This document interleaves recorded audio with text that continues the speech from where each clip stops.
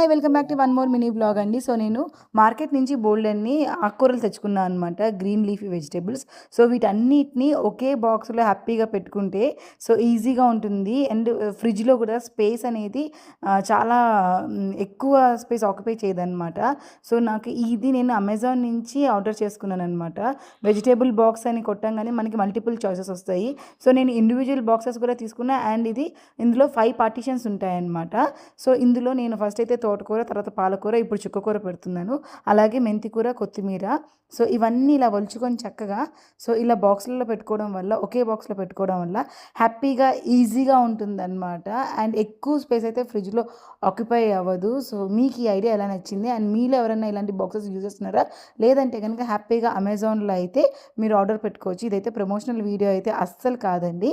So, నేనైతే next ఇలా సర్దేసుకొని చక్కగా మూత పెట్టేసుకొని ఫ్రిడ్జ్‌లో పెట్టేసుకుంటాను. 1 వీక్ వరకు అయితే